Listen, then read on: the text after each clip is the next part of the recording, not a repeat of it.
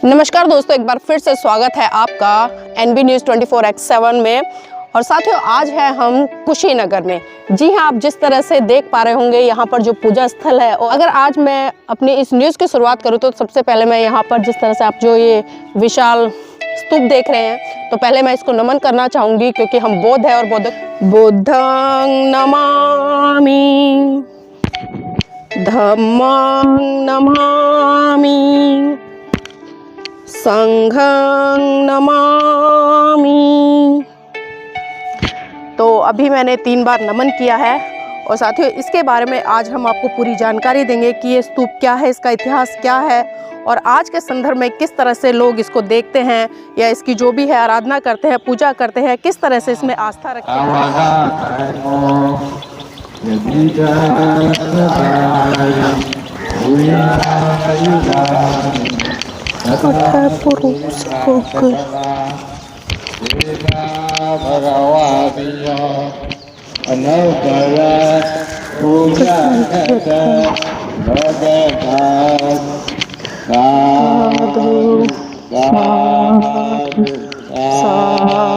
जो है किसी भी व्यक्ति किसी भी सिद्धांत में विश्वास ज़रूर लेकर आती है, लेकिन उस विश्वास की अगर पूरी जानकारी ना हो तो वही विश्वास अंधविश्वास बन जाता है, वही श्रद्धा अंधश्रद्धा बन जाती है। और जब उसका केवल और केवल एक औपचारिक रूप से जब प्रयास किया जाता है, पालन किया जाता है, तो वह अंधश्रद्धा, वह अंधविश्वास लोग के हित में ना होकर वह अहित करने लगती है, अकल्याण करने लगती है।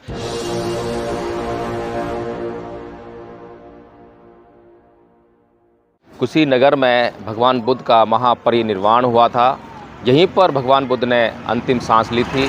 और आज मैं कुशीनगर में जो है ये रामाभार स्तूप है, इसके उत्खनित अवशेष यानी कि यहाँ पर जो खुदाई में जो चीज़ें मिली हैं वो यहाँ पर मौजूद हैं। यानी कि एक विशुद्ध रूप से जो है ऐतिहासिक स्थल है। यहाँ पर पौराणिक कुछ भी नहीं है, यहाँ पे कथा कहानी कुछ नहीं है, कल्पना कुछ नहीं है। यहाँ सिर्फ और सिर्फ ज़मीन ने जो अपने भीतर से निकाल कर जो दिया इतिहास जो है वही यहाँ पर मौजूद है। आइए इस इतिहास को जानने का प्रयास करते हैं कि यहाँ पर जो है ऐतिहासिक दृष्टि से इस स्थान का क्या महत्व है, ये स्तूप का निर्माण कब हुआ, कैसे हुआ, किस लिए हुआ। और यहाँ पर देखिए कुछ लोग जो वहाँ पर पूजा अर्चना कर रहे हैं, श्रद्धालु लोग हैं। और यहाँ पर हमारे साथ भंते जी भी हैं, मैं जानने का प्रयास करूँगा। और उससे पहले मैं आपको इसके बारे में बता दूँ, जो यहाँ लिखा हुआ है रामाभार नामक झील के निकट अवस्थित यह स्तूप संभवतः भगवान बुद्ध के अंतिम संस्कार स्थल का द्योतक है। बौद्ध परंपराओं में इसे मुकुट बंधन चैत्य के रूप में जाना जाता है। सन 1910 ईस्वी के उत्खनन से इसके गर्भ में दीवार के कोणों के अतिरिक्त परिधि पर वृत्ताकार स्तूप का आंशिक रूप से पता चला था, जिसका पूर्ण अनावरण सन 1956 ईस्वी में हुआ। इस विशाल स्तूप की मेधि का व्यास 34.14 मीटर है, जो कम से कम 2 उपानों से युक्त नींव के ऊपर निर्मित है। इस स्तूप के चारों ओर अनेक मनोती स्तूपों के अतिरिक्त कई अन्य भग्नावशेष हैं, जिनमें एक बड़े आयताकार कक्ष के अवशेष विशेष उल्लेखनीय हैं। यहाँ के उत्खनन से पर्याप्त संख्या में मिट्टी की मोहरें, अलंकृत ईंटें इत्यादि प्राप्त हुई हैं। तो कुल मिलाकर यही कहना है कि यहाँ पर जो कुछ भी प्राप्त हुआ है वह नितांत ऐतिहासिक है। और ASI ने जो यहाँ पे उत्खनन किया है वहाँ पर उसने इस बात को प्रमाणित किया है कि ये ऐतिहासिक है, पौराणिक नहीं है, काल्पनिक नहीं है। और इसका क्या महत्व है, यहाँ पर जो है कि अंतिम संस्कार स्थल का द्योतक है। यानी कि ये स्तूप ये बताता है कि यहाँ पर भगवान बुद्ध का अंतिम संस्कार किया गया था, क्योंकि महापरिनिर्वाण भगवान बुद्ध का यहाँ पर हुआ था, अंतिम सांस भगवान बुद्ध ने यहाँ पर ली थी। तो यहाँ पर जितनी भी घटनाएं उस समय घटी थी, उन सब बातों का, उन सब घटनाओं का यह जो स्थान है, यह उसका जो है प्रतीक है। उस प्रतीक के रूप में ये जो स्तूप है इसको बनाया गया है। हमारे साथ में यहाँ भंते जी हैं, हम जानना चाहेंगे। भंते जी, इस स्तूप के बारे में कुछ बताएंगे? चलो, तो भंते जी का आदेश हुआ है कि इस स्तूप की हम जो है इस तरह से एक परिक्रमा लगा कर आएँ, और उसके बाद भंते जी हमें इस स्तूप के बारे में पूरी जानकारी देंगे। और मैं ये मानता हूँ कि यहाँ पर भंते जी यहाँ पर जो है रहते हैं और उन्हें इसकी जो ऐतिहासिक जो पृष्ठभूमि है और यहाँ से जुड़ी हुई जो घटनाएं हैं, महत्वपूर्ण घटनाएं, उनके बारे में अधिक जानकारी उनको होगी। तो इसीलिए हम भंते जी के साथ में जो है इस स्तूप के बारे में चर्चा करेंगे। और ये देख सकते हैं आप जो है स्तूप जो है कितना सुंदर लग रहा है। हालांकि देखिए इसमें शेप कुछ भी नहीं है, गोलाकार आकृति आपको दिखाई दे रही होगी, लेकिन ऊपर से ऊबड़ खाबड़ दिखाई दे रहा है। और ये जो आपको आज जिस स्थिति में दिखाई दे रहा है, ये जब अवशेष मिले उत्खनन में जो है, तो उस समय इनकी ऐसी हालत नहीं थी। इनकी हालत जो है बदतर थी, बहुत ही ख़राब हालत रही होगी उस समय जो है। और इसके जो आपको दिखाएंगे अभी जो है लाइब्रेरी क्या नाम, तो ये जो स्तूप है इसके बारे में हम लोग जो है और अच्छी तरह से कि किस अवस्था में ये मिला था, ये जो म्यूज़ियम में हम जब जाएंगे तो म्यूज़ियम में इसके बारे में सारी जानकारी होगी और इसकी फ़ोटोज़ भी होंगी कि किस स्थिति में।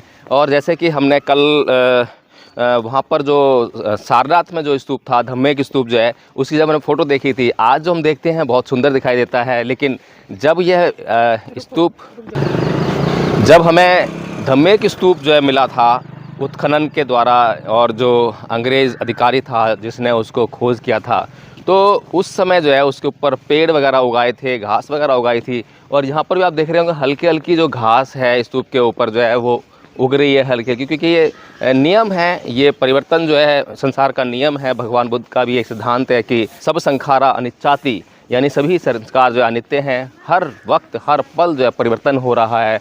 और देखिए यहाँ पर जो है कुछ लोगों ने पूजा स्थल भी इसको बनाकर जो है पूजा करने का भी इसमें काम किया है। यहाँ पे पूजा अर्चना की गई है और पूजा अर्चना की जो सामग्री है आप देख रहे होंगे, यहाँ पे कमल के फूल यहाँ पर हैं और अन्य फूलों के द्वारा यहाँ पे जो है पूजा अर्चना यानी कि श्रद्धा प्रकट करने का पूरा प्रयास किया गया यहाँ पर जो है।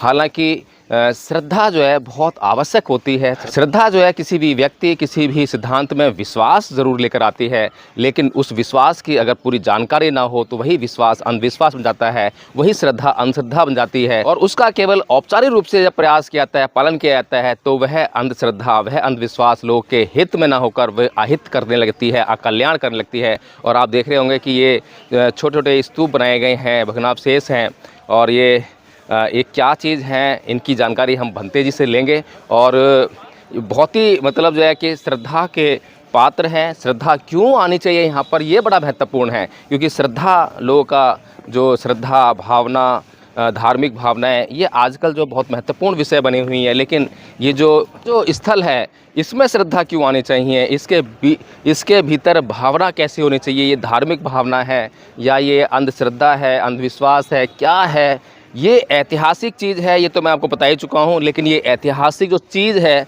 इसका हमारे लिए बहुत महत्व है, ये संसार के लिए बहुत महत्व है, क्योंकि ये जो प्रतीक है कि हाँ भगवान बुद्ध इस संसार में हुए, इस भूमि पर आए, यहाँ पर उनका परिनिर्वाण हुआ। ये जो ऐतिहासिक जो दृष्टि से जो चीज़ें हैं ये बताती हैं कि हाँ भगवान बुद्ध ने इस संसार को वो सिद्धांत दिए जिस सिद्धांतों से जो है इस संसार का कल्याण हुआ।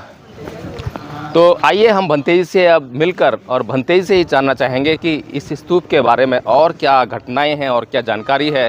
तो मैं भंते जी जानना चाहूँगा कि, और देखिए यहाँ पर जो है कुछ पूजा अर्चना जो कि विभिन्न देशों में अलग अलग तरीके से जो पूजा अर्चना होती है, और यहाँ पर ये कौन से देश के लोग हैं इनसे हम अभी तो जान नहीं पाएंगे क्योंकि बीच में डिस्टर्ब करना ठीक नहीं है।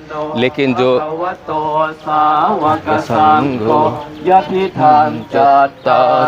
संघ वंदना हो रही है, जो भिक्षु संघ है उसके जो गुणों का यहाँ पर जो ये विश्लेषण करते हुए, और थाईलैंड से आए हुए लोग हैं, ये थाईलैंड के लोग हैं। मैंने एक महिला ने टी शर्ट पहन रखी है, उस पर थाईलैंड लिखा हुआ है, इसको देखकर मैंने आपको बताया है। लेकिन जो भाषा है वो पाली है, और ये पाली भाषा देखकर, इनकी भाषा थाई हो सकती है लेकिन थाई भाषा को मैं नहीं समझ सकता था। लेकिन मैंने जो है जब पाली में जो शब्द सुने, क्योंकि मुझे पाली भाषा आती है, पाली मैंने याद कर रखा था, बुद्ध वंदना, संवंदना, संवंदना, तो संवंदना जैसे ही मैंने शब्द सुने तो मैं समझ गया कि क्या बोल रहे हैं। तो ये विशेषता है कि संसार भर में अगर बुद्ध के जो शब्द हैं, बुद्ध के जो सिद्धांत हैं, बुद्ध की जो देशनाएँ हैं, वो केवल पाली में, जहाँ पर भी आप जाइए अगर पाली में बोलेंगे तो कोई भी बौद्ध समझ लेगा कि हाँ ये बुद्धिस्ट है, ये बुद्ध के सिद्धांत हैं, बुद्ध के देशनाएँ हैं। तो हमारे साथ में भंते जी हैं, भंते जी जान जाएंगे कि इस स्तूप का, रामाभार स्तूप का जो है बौद्धों के लिए क्या महत्व है, और यहाँ पर क्या घटना घटी थी, और इतिहास में क्या क्या हुआ था, भगवान बुद्ध का जो यहाँ पे महापरिनिर्वाण हुआ था। तो भंते जी यहाँ पे भगवान बुद्ध का महापरिनिर्वाण हुआ था, तो इस रामाभार स्तूप का जो है क्या महत्व है बौद्धों के लिए या फिर बुद्ध के धर्म में? बुद्धिस्ट के लिए रामाभार स्तूप का मतलब ये है कि भगवान बुद्ध की अंतिम संस्कार इसी जगह पे किया गया था, और बुद्धिज़्म में ये हम लोग का धरोहर है, जिसे हम लोग इसे यहाँ आकर के परिक्रमा करते हैं, पूजा करते हैं, वंदना करते हैं। यहाँ पे भगवान बुद्ध की बाड़ी जलाने के बाद अस्थि को बिटरवा करके राजा मल्ल ने अस्थि को 8 भाग में डिवाइड किया, जिनके यादगार में 8 स्तूप बने, जैसे वैशाली का, राजगीर का, कपिलवस्तु का, एक चुंद पावा का, एक कुशीनगर का, और भगवान बुद्ध तथागत की जो अस्थि कलश है महापरिनिर्वाण टेम्पल के पीछे जो गुम्बज हमको देखने के लिए मिलती है, उसी में भगवान बुद्ध तथागत की अस्थि कलश रखी गई है। उस समय अस्थि को 8 भाग में डिवाइड करने के बाद द्रोण नाम के ब्राह्मण के द्वारा अस्थि को 8 भाग में, राजा मल्ल ने अस्थि को 8 भाग में डिवाइड किया, जिनके यादगार में यहाँ छोटा छोटा भी स्तूप बनवा रखे हैं। और जब अशोक सम्राट की शासन आए तो उन्होंने 7 स्तूप की खुदाई कराए थे, जिसमें एक स्तूप नहीं खोदा गया था, कपिलवस्तु, सिद्धार्थनगर का। और 7 में से फिर उन्होंने अस्थि निकलवाने के बाद पूरे भारत में उन्होंने 84,000 बुद्ध विहार और स्तूप का निर्माण करवाए थे। और इसका फर्स्ट नाम तो आधान चैत्य है। आधान चैत्य हम लोग इसलिए जानते हैं कि पहले पूरा स्मशान घाट था, दूसरा नाम इसका अंगार चैत्य पड़ा। अंगार चैत्य इसलिए नाम पड़ा कि भगवान बुद्ध तथागत की बॉडी में आग कोई नहीं लगाया था, जिसके कारण ऑटोमेटिक आग पकड़ा था, जिसके कारण इसका अंगार चैत्य के नाम से जाना गया। तीसरा नाम इसका मकुट बंधन चैत्य है, इसलिए नाम पड़ा कि जिसको भी राज तिलक होता था, राजा विशेष बनाया जाता था, राजा गद्दी दी जाते थे, तो इसी जगह पे ला करके उसके सर पे मुकुट बांधा जाता था, जिसकी वजह से मुकुट बंधन चैत्य के नाम से जाना गया। आज के डेट में इसे रामाभार स्तूप के नाम से जाना जाता है, इसलिए कि जिसका शासन सत्ता जैसे आया उस हिसाब से लोग नाम इसका चेंज करते चले गए। जिस समय इसको राजा मल्ल ने बनवाया था, इसकी हाइट 273 फीट थी। इसको बने हुए 2568 वर्ष पुराना है। अपने वहाँ सबसे अधिक शासन सत्ता राज किया तो मुगल शासन, जब उनकी शासन काल आई तो वो लोग इसकी खुदाई कराए। जब उनको कुछ समझ में नहीं आया तो लोग इसको इसी तरह छोड़ दिए। जब अंग्रेज़ की शासन आई तो उनको लगा कि इसमें बिक्खो गानिया गुरिया कुछ है, वो लोग इसकी खुदाई कराए और पूरे ज़मीन की सतह तक गए। मिला तो मिला क्या, इसमें अस्थि और हड्डी भगवान बुद्ध की छोटी छोटी प्रतिमा मिली। फिर उन्होंने इसे पैक कराया। जब इंदिरा गांधी की शासन आई तो उन्होंने उठा करके इसे पुरातत्व विभाग को डोनेट किया। जी, तो देख सकते हैं कि कितना बड़ा इतिहास इस रामाभार स्तूप का है और किस प्रकार से जो है समय समय पर जिसका शासन रहा, जिन लोगों का शासन रहा, उन्होंने इसका नाम भी बदल दिया। कभी मुकुट बंधन इसका नाम पड़ा तो कभी कुछ नाम पड़ा, और अभी इसका रामाभार जो इसका नाम पड़ा है। तो भंते जी, इसका रामाभार जो नाम पड़ा है, इसके पीछे क्या इतिहास है? रामाभार स्तूप इसलिए नाम पड़ा कि जिसका शासन सत्ता जैसे आया उस हिसाब से इसका नाम तो लोग चेंज करते चले गए।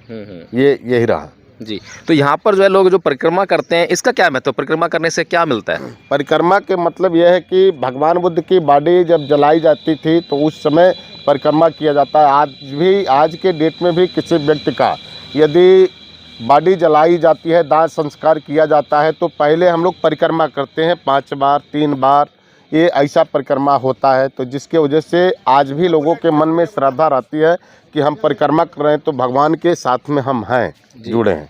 एक जो महत्व है इसका ये हो सकता है बिल्कुल जो है, क्योंकि जो धार्मिक महत्व जिसको हम जोड़ते हैं चमत्कारों से, अंधविश्वास से, कि यहाँ पर परिक्रमा करने से हमें कुछ मिलेगा, ऐसा नहीं है। लेकिन यहाँ पर परिक्रमा करने के लिए जो लोग आते हैं, श्रद्धालु लोग जो आते हैं, इसी की वजह से जो है ये चैत्य, ये स्तूप जो है आज भी यहाँ पर खड़ा है और ये आने वाले हज़ारों साल तक इसी प्रकार से खड़ा रहेगा। अगर यहाँ पर श्रद्धालु या ऐतिहासिक महत्व जो इसका है, अगर उसमें जो है आस्था या विश्वास बौद्धों का नहीं रहेगा तो यहाँ पर ये जो दिखाई दे रहा है यह बहुत जल्दी मिट जाएगा, ऐसा हम मानते हैं। और ये जो विश्वास है कि परिक्रमा करनी है, यहाँ पूजा करनी है, इसी स्थल पे करनी है, क्योंकि भगवान बुद्ध से जुड़ा हुआ स्थल है। इसलिए क्योंकि आप पूजा और वंदना जो है करते हैं, घर में भी कर सकते हैं, कहीं भी कर सकते हैं।